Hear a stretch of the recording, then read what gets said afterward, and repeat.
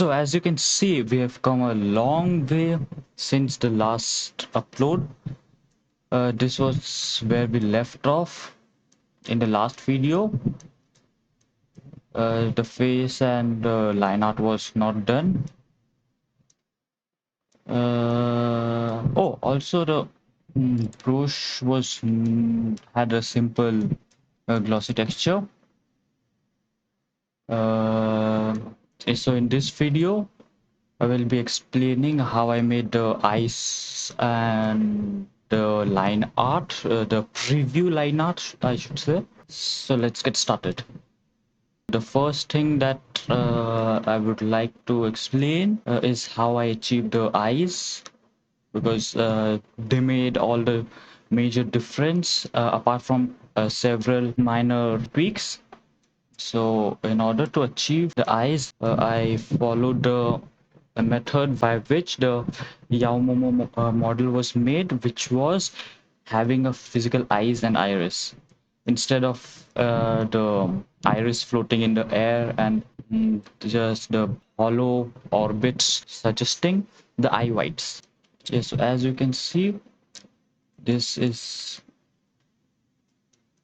independent and this is a whole sphere. As you can see, another thing that is important is that these are not aligned perfectly uh, along the y-axis. It is because uh, if you have already downloaded and studied the Mavis model by Scudbutt, uh, then you will know that keeping the eyes completely aligned with the y-axis makes them kind of squint towards the center like this, which does not look right. So uh, um, this was the main how the method I used for making the eyes. uh, Now I will be going over the main key changes from the previous video to now. Okay, so on the left, was the face model which I was using in the last video, and this is what I'm using currently. So the main difference is that this looks a lot flat and also not so smooth. Means it feels a lot flatter than what an anime should actually look like. You will see what I mean in just a second. Yeah. So as you can see, this feels a lot flatter, a lot flat, anatomically speaking, because it is actually flat. Means there is no curve, no major bumps, whereas the changes I made made it made the model a lot more anatomically accurate. Also, a key change that I made recently is the jaw line. Is the jawline. As you can see, when you render, doesn't matter if you are using the inverted hull method or the freestyle. This line will be connected to the ear instead of the means the jawline should terminate just before the ears, leaving a bit of space like the one uh, on the right. So that is a big change, which gives the which increases the overall quality. Also, I'll be honest with you and admit that eyes was quite tricky, because if you place eyes a bit here and there, then it won't give the exact, means it will always feel off until you have just the right position. So to roughly outline where the eye should be, I sculpted in the orbits. And yes, this whole thing is sculpted, not modeled, because I feel that modeling needs a lot more skill than sculpting. Personally, I'm saying it personally, because in modeling, just like modeling a low poly model is a lot difficult than just sculpting a high res model and then retopologizing it to a lower res. Because to correctly make a low poly model, you have to have all the experience, knowledge uh, at the same time. And as a beginner, you often don't have it. And that is why sculpting might be a better choice for you, because it gives you a lot of room for mistakes and improvement. Like this was, as I said, this was the first sculpt. Over time, I improved it, and that improvement was because it was a sculpt, not a poly model, which helped me. Because if it was poly, then I would have to go back again into modeling and tweak here and there, which would obviously mess with the topology. It's an additional burden on your mind to, like, uh, maintaining the shape, achieving the shape, tweaking here and there, and at the same time maintaining a clear topology. So it's a lot. So I will recommend you that you use sculpting till you are happy, means you have achieved the final shape that you want in the final model, and then only you start retopologizing it accordingly. Back to the topic. The eyes have, the ears have also been uh, edited a lot to make them normal-ish. Like, it took a lot of referencing and tweaking here and there, pulling and stretching to make them look anatomically accurate. And also, uh, there is one thing which, in my case, helps me a lot, is that since I'm making model based on Violet Evergarden, means I'm trying to achieve that art style, so there is not an additional burden of that. Just wait a second, I will show you. But before that, if you're finding this video informative, hit that like button, and let's see if we can reach 500 likes. Now back to the video. That fact that some animes have this thing which make which brings the whole mouth to one side of the face, which should be anatomically impossible, is circumvented by the fact that Kyoani, I think Kyoani does it for all anime, but in case of Violet Evergarden especially, the side scream and side talks are anatomically accurate. Actually, the mouth opens to the front of the face, not towards one side of the face. So it's also a plus point. So it's also a plus point for me. Mm, so moving on, I also added a bit of this eyelid thing, because without it, it was looking a bit uncanny.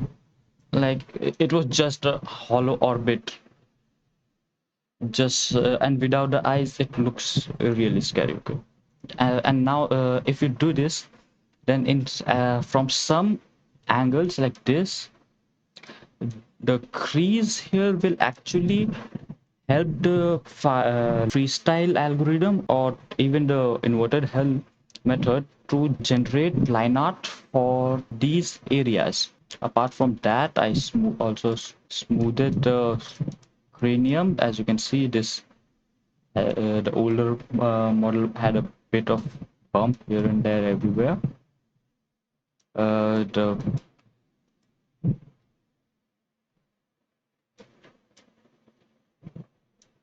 so all these improvements were made since the last video. Mm, especially this, the jawline. I just love it. Okay, this was like the big brain moment for me. Also, I don't know why, but the preview renders look a lot better than the actual renders. I don't know why it is, but I think it has to do something with the screen being too cluttered by the line art because of the freestyle algorithm being too perfect. Like it does not leave like any space organically. Maybe that is why. And the inverted helm method by its very nature is kind of a lot less sensitive to creases, but it mainly works on the basis of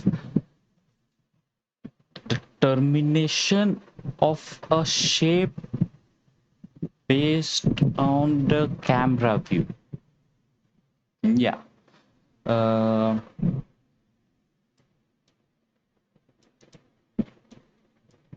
Also, the nose. From some angles, it just looks so good, and then you look at it from front, and bam, it's all gone. It's a noseless person. I have to do a lot improvement with the hairstyle. At this point, it feels like it's been ages since I've postponed the this show upper arm white thing. Other than that, I'm quite happy with the results so far. I also so the, this was so far the changes. Mm, so moving on,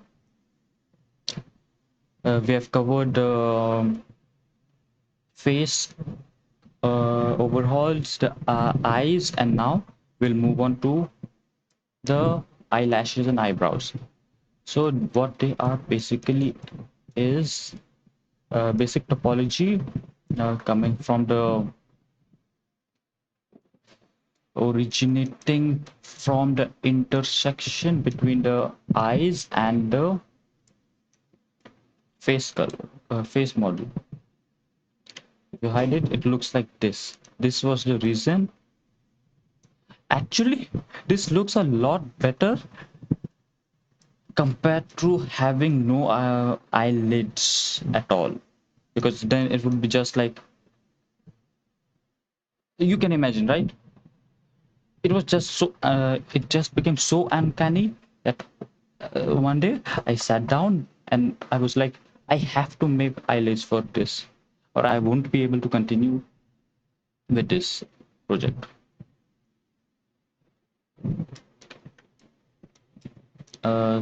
Similarly, the eyebrows.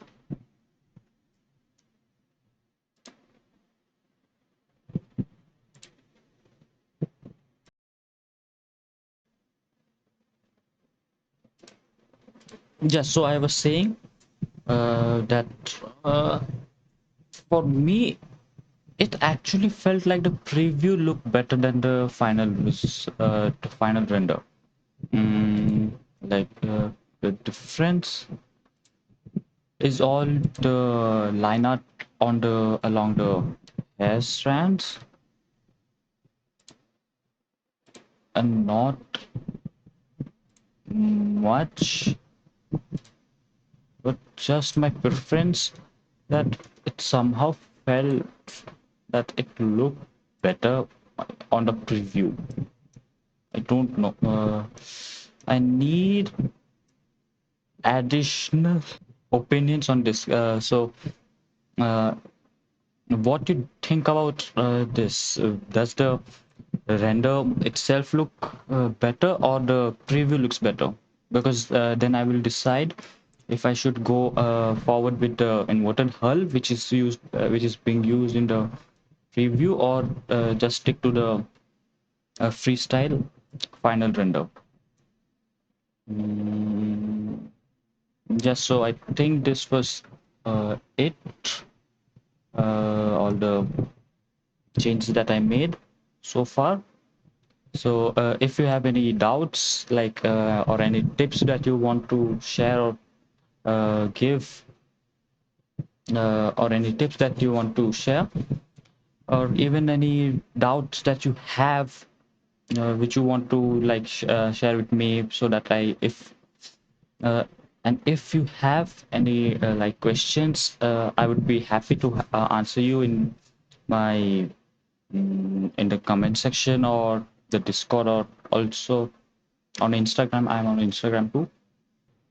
Mm, Another thing that I wanted to show you was the how the overall look behaves when the light direction changes. This is how it looks.